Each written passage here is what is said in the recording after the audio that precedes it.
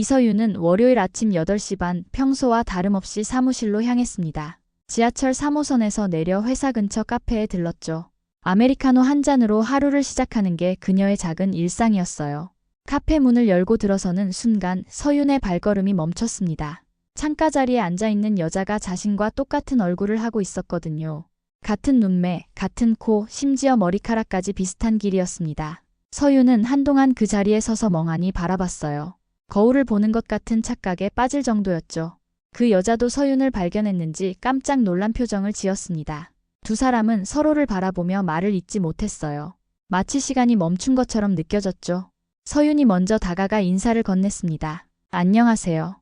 저랑 많이 닮으신 것 같아서요. 여자는 작은 목소리로 대답했습니다. 네, 정말 신기해요. 처음 보는 분인데 이렇게 닮을 수가 있나 싶어서요.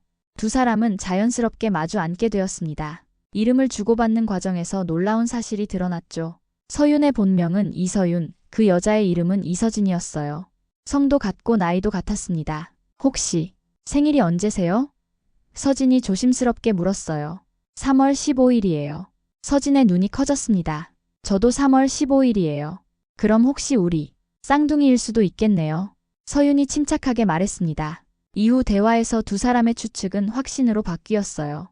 서윤은 생후 6개월 때 입양되어 새 가정에서 자랐고 서진은 보육원에서 자라다 18살에 다른 가정으로 입양되었다고 했습니다. 복잡한 가정사로 인해 태어나자마자 헤어진 자매였던 거죠.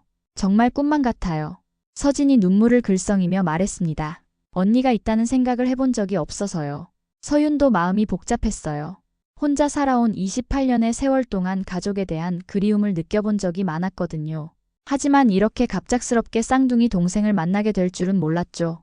두 사람은 그날 오후 늦게까지 카페에 앉아 서로의 삶에 대해 이야기했습니다. 서윤은 대학 졸업 후 작은 회사에 다니며 혼자 살고 있다고 했고, 서진은 결혼해서 남편과 함께 살고 있다고 했어요. 하지만 서진의 표정에는 어딘지 그늘이 드리워져 있었습니다. 며칠 후 두 자매는 다시 만났습니다. 이번에는 서진이 살고 있는 동네 근처 조용한 식당에서였어요. 서윤은 서진의 얼굴을 자세히 살펴봤습니다. 지난번보다 더 수척해 보였고 눈가에 연한 멍자국이 있는 것 같았어요. 서진아, 괜찮아? 좀 피곤해 보여. 서윤이 걱정스럽게 물었습니다. 서진은 잠깐 머뭇거리더니 작은 목소리로 말했어요. 언니, 사실 얘기하고 싶은 게 있어요. 서윤은 마음의 준비를 했습니다. 서진의 표정이 심상치 않았거든요. 남편이 가끔 저한테 손을 대요. 서진의 목소리가 떨렸습니다. 처음에는 술 마시고 실수하는 거라고 생각했는데 점점 자주 그러고 심해지고 있어요. 서윤의 얼굴이 딱딱하게 굳었습니다. 뭐라고? 가정폭력을 당하고 있다는 거야? 그런 큰일은 아니고요. 그냥 화가 나면 좀 거칠게 하는 정도예요. 서진이 변명하듯 말했습니다. 그게 폭력이야. 서윤의 목소리가 높아졌습니다. 당장 신고해야 해. 아니면 내가 가서 그 자식을. 안 돼요, 언니. 서진이 급하게 서윤의 손을 잡았어요. 더 일이 커지면 어떡해요. 민석이가 더 화낼 수도 있어요. 서윤은 주먹을 꽉 쥐었습니다. 이제 막 찾은 동생이 이런 고통을 당하고 있다니 참을 수가 없었어요. 하지만 서진이 만류하니 섣불리 나설 수도 없었죠. 그럼 최소한 증거라도 남겨둬. 휴대폰으로 녹음이라도 하고. 서윤이 애타게 말했습니다. 언니가 이렇게 걱정해 주시니까 마음이 든든해요. 서진이 쓸쓸하게 웃었습니다. 혼자 견디기 힘들었는데 이제는 얘기할 사람이 있어서 좋아요. 서윤은 서진의 손을 꽉 잡았어요. 앞으로 뭔 일 있으면 언제든 연락해. 내가 달려갈게. 그날 밤 서윤은 잠을 이루지 못했습니다. 서진의 아픈 얼굴이 계속 떠올랐어요. 28년 만에 찾은 소중한 동생을 지켜주고 싶은 마음이 간절했죠. 하지만 어떻게 도와야 할지 방법을 찾기가 쉽지 않았습니다. 일주일이 지나도 서진에게서 연락이 없었습니다. 서윤은 불안해서 여러 번 전화를 걸었지만 받지 않았어요. 문자 메시지도 읽기만 하고 답장이 없었죠. 평소 서진이 연락을 자주 하는 편이었는데 이상했습니다. 화요일 오후 서윤의 휴대폰이 울렸어요. 서진의 번호였습니다. 반가운 마음에 전화를 받았는데 낯선 남자 목소리가 들렸어요. 안녕하세요. 서울대학교 병원 응급실입니다. 이 휴대폰 주인의 보호자분이신가요? 서윤의 심장이 쿵 떨어졌습니다. 네. 그런데 무슨 일이죠? 환자분이 의식불명 상태로 응급실에 입원하셨습니다. 지금 중환자실로 옮기는 중인데 빨리 오셔야 할 것 같습니다. 서윤은 황급히 회사를 나와 병원으로 달려갔어요. 택시 안에서도 마음이 조급했습니다. 서진에게 무슨 일이 생긴 건지 상상만 해도 끔찍했어요. 병원에 도착해서 중환자실을 찾았습니다. 유리창 너머로 서진이 누워있는 모습이 보였어요. 얼굴은 붓고 멍들어 있었고 각종 의료기기에 연결되어 있었습니다. 보호자분이세요? 의사가 다가왔어요. 네, 쌍둥이 언니입니다. 서윤이 떨리는 목소리로 대답했습니다. 머리에 심한 타박상을 입어서 뇌부종이 있는 상태입니다. 생명에는 지장이 없지만 언제 깨어날지는 확실하지 않아요. 서윤은 다리에 힘이 빠져 주저앉을 뻔했어요. 그럼 언제쯤 깨어날 수 있나요? 환자마다 다르지만 최소 몇 주에서 몇 달은 걸릴 수 있습니다. 의사는 남편에게 연락해야 한다고 했지만 서윤이 민석에게 전화를 걸어도 계속 꺼져 있었어요. 문자 메시지도 보냈지만 답장이 없었습니다. 마치 세상에서 사라진 것처럼 연락이 두절된 상태였죠. 서윤은 그날부터 매일 병원에 갔습니다. 서진의 손을 잡고 앉아서 이야기를 들려주곤 했어요. 언젠가 깨어날 거라는 희망을 품고 기다렸죠. 서진아, 얼른 일어나. 언니가 여기 있어. 서윤이 서진의 손을 꽉 잡으며 속삭였습니다. 한 달이 지났지만 서진은 여전히 깨어나지 않았습니다. 서윤은 회사 일과 병원 간병을 병행하느라 지쳐갔어요. 그런데 더 화가 나는 건 민석이 한 번도 나타나지 않는다는 사실이었습니다. 도대체 남편이라는 작자가 어디 있는 거야? 서윤이 혼자 중얼거렸어요. 병원비도 서윤이 다 지불하고 있었습니다. 서진의 통장을 확인해보니 얼마 남아있지 않았어요. 민석이 생활비도 제대로 주지 않았던 것 같았죠. 2달째 되는 날 서윤은 더 이상 참을 수 없었습니다. 서진의 집 주소를 알아내서 직접 찾아가기로 했어요. 민석에게 따져 묻고 싶었거든요. 아파트 앞에 도착해서 초인종을 눌렀는데 아무도 나오지 않았습니다. 관리사무소에 물어보니 한 달 전부터 집을 비우고 있다고 했어요. 관리비도 밀려 있다고 했죠. 그럼 연락처라도 알 수 있을까요? 서윤이 물었습니다. 죄송하지만 개인정보라서 알려드릴 수 없어요. 대신 우편물은 계속 쌓여 있습니다. 서윤은 절망적인 마음으로 집으로 돌아왔어요. 민석이 서진을 버리고 도망간 게 분명했습니다. 아내가 의식불명 상태로 누워있는데도 책임을 지지 않는 비정한 인간이었죠. 밤늦게 병원에서 돌아온 서윤은 소파에 앉아 울었습니다. 서진이 왜 그런 남자와 결혼했는지 이해할 수 없었어요. 분명 평소에도 폭력을 당했을 텐데 참고 살았을 서진의 마음을 생각하니 더욱 마음이 아팠습니다. 내가 진작 알았더라면. 서윤이 후회했어요. 3번째 달이 되어도 서진의 상태는 나아지지 않았습니다. 의사는 조금씩 호전되고 있다고 했지만 언제 깨어날지는 여전히 미지수였어요. 서윤은 점점 지쳐갔지만 포기할 수 없었습니다. 어느 날 밤 병실에서 서진을 지켜보던 서윤이 다짐했어요. 서진아, 언니가 꼭 널 지켜줄게. 그리고 너한테 이런 짓을 한 그놈은 절대 용서하지 않을 거야. 서윤의 눈에 차가운 결의가 서렸습니다. 석 달째 되는 어느 토요일 오후 서윤은 서진의 집 근처를 서성이고 있었습니다. 혹시 민석이 돌아왔을지도 모른다는 생각에서였어요. 관리사무소에서는 여전히 집이 비어있다고 했지만 직접 확인해보고 싶었거든요. 아파트 주차장을 어슬렁거리며 민석의 차가 있는지 찾아보던 중이었습니다. 그때 익숙한 차 한 대가 지하주차장으로 들어가는 것을 봤어요. 서진이 보여준 사진에서 본 민석의 차였습니다. 서윤은 재빨리 숨어서 지켜봤어요. 민석이 차에서 내렸는데 조수석에서 젊은 여자도 함께 내렸습니다. 2 사람은 자연스럽게 손을 잡고 엘리베이터로 향했어요. 저 개자식이. 서윤의 주먹이 떨렸습니다. 민석과 그 여자는 서진이 살던 집으로 들어갔어요. 아내가 중환자실에 누워있는 동안 다른 여자와 함께 살고 있었던 거죠. 서윤은 분노로 온몸이 떨렸습니다. 잠시 후 서윤은 그 집 앞으로 올라가서 문틈으로 귀를 대고 들어봤어요. 안에서 웃음소리가 들렸습니다. 민석과 그 여자가 즐겁게 대화하고 있었어요. 자기야, 그 여자 언제쯤 정신 차릴까? 여자의 목소리였습니다. 모르지. 차라리 그대로 있으면 좋겠어. 골치 아파서. 민석의 목소리가 들렸어요. 서윤은 더 이상 들을 수 없었습니다. 주먹을 꽉 쥐고 당장 문을 박차고 들어가고 싶었지만 참았어요. 지금 섣불리 행동하면 안 된다는 생각이 들었거든요. 집으로 돌아온 서윤은 밤새 잠들지 못했습니다. 민석의 비정한 모습과 그 여자의 웃음소리가 계속 머릿속에 맴돌았어요. 서진이 얼마나 고통스러웠을지 생각하니 눈물이 나왔습니다. 다음 날 아침 서윤은 결심을 굳혔어요. 법적으로 민석을 처벌할 방법을 찾아야겠다고 생각했습니다. 하지만 그 전에 확실한 증거가 필요했어요. 서진이 대신 내가 복수해줄게. 서윤이 거울을 보며 다짐했습니다. 똑같은 얼굴인 걸 이용해서 저 놈들을 다 망쳐버릴 거야. 서윤의 눈에는 차가운 복수심이 타올랐습니다. 이제 더 이상 착하고 순한 회사원이 아니었어요. 동생을 지키기 위해서라면 무엇이든 할 수 있는 복수의 천사가 된 거죠. 복수 계획을 세우기 위해 서유는 며칠 동안 신중하게 생각했습니다. 우선 민석의 일상 패턴을 파악해야 했어요. 회사에 반차를 내고 민석을 미행하기 시작했죠. 민석은 오전 9시에 집을 나와서 강남구에 있는 회사로 출근했습니다. 점심시간에는 동료들과 식사를 하고 저녁에는 그 여자와 만나서 함께 집으로 돌아갔어요. 주말에는 둘이서 데이트를 즐기며 평범한 연인처럼 지내고 있었습니다. 서유는 민석의 휴대폰 번호를 알아냈어요. 서진의 휴대폰에 저장되어 있었거든요. 그리고 조심스럽게 계획을 실행에 옮기기 시작했습니다. 어느 목요일 저녁 서윤이 민석에게 문자를 보냈어요. 여보, 나야. 얘기 좀 하고 싶어. 내일 저녁에 만날 수 있을까? 민석은 놀라서 전화를 걸어왔습니다. 서진아, 정말 너야? 깨어난 거야? 서유는 서진의 목소리를 흉내내며 대답했어요. 응, 어제 깨어났어. 병원에서 나왔고. 우리 얘기 좀 해야겠어. 아, 그래. 어디서 만날까? 민석의 목소리가 당황스러워 보였습니다.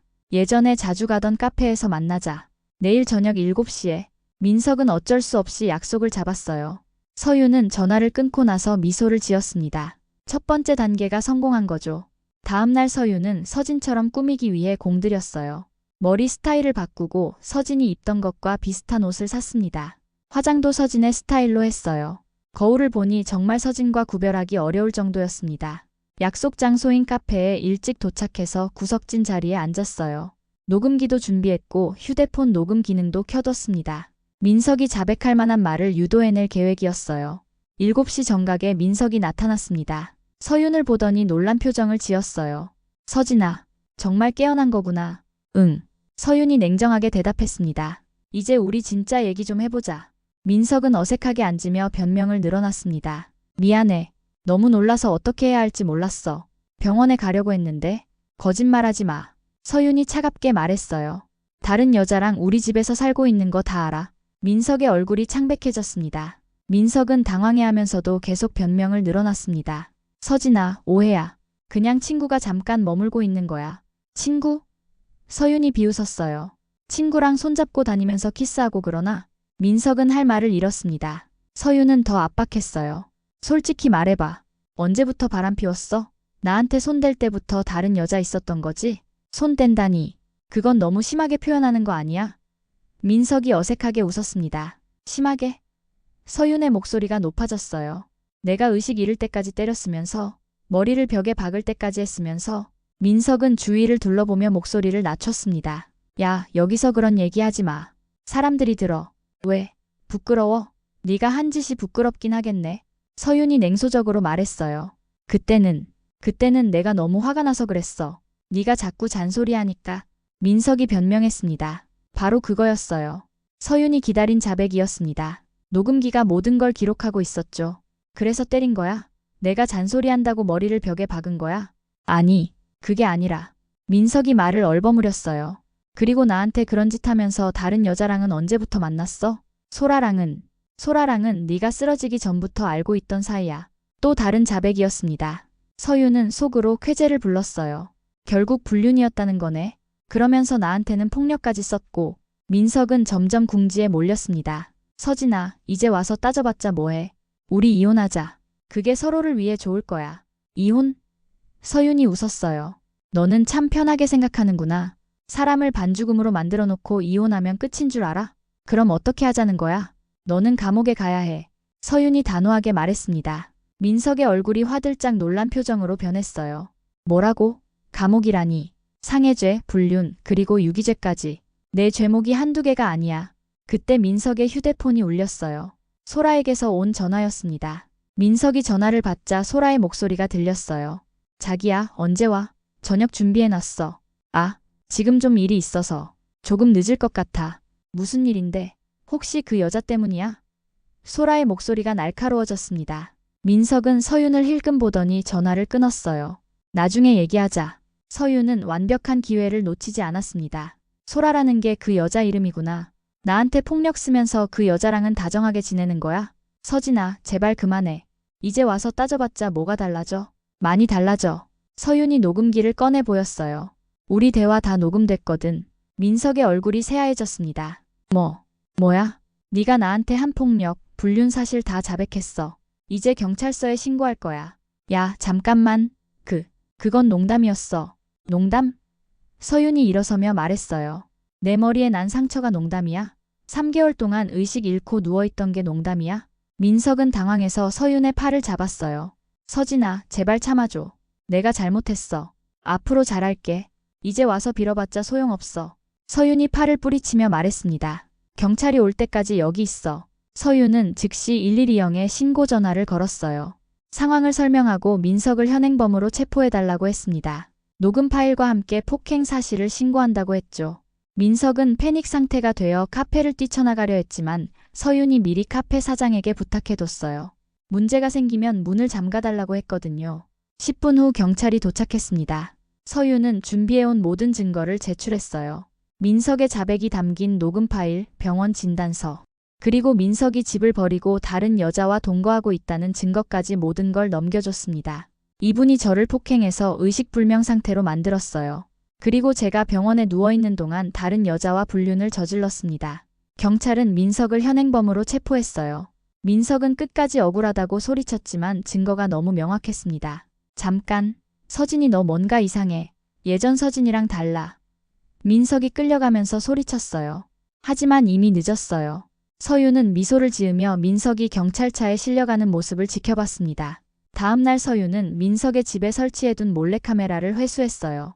소라가 혼자 집에 있을 때 몰래 들어가서 증거를 수집했습니다. 두 사람이 함께 생활하는 모습, 서진을 조롱하며 나누는 대화까지 모든 게 녹화되어 있었어요.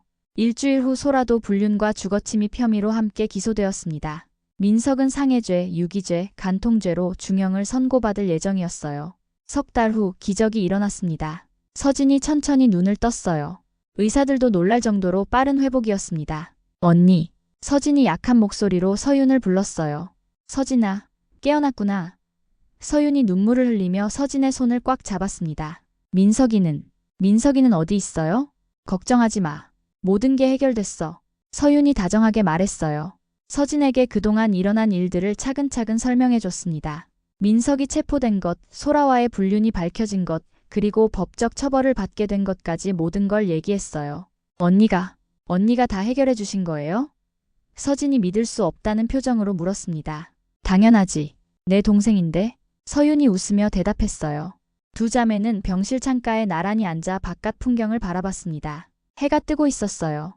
새로운 하루, 새로운 시작을 알리는 따뜻한 햇살이었습니다. 이제 우리 다시는 헤어지지 않을 거야. 서윤이 서진의 어깨에 손을 올리며 말했습니다. 네, 언니. 정말 고마워요. 언니가 아니었다면. 서진의 목소리가 떨렸어요. 괜찮아. 이제 모든 게 끝났어. 우리 새로운 인생을 시작하자. 서진은 고개를 끄덕이며 언니의 손을 꽉 잡았습니다. 28년 만에 다시 만난 자매는 서로를 지키며 살아가기로 약속했어요. 더 이상 혼자가 아니었습니다. 세상에서 가장 소중한 가족이 생긴 거죠.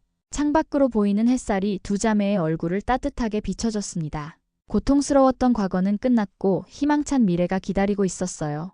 서윤과 서진은 서로를 바라보며 밝게 웃었습니다. 진짜 행복한 시간이 이제 시작되는 거였죠.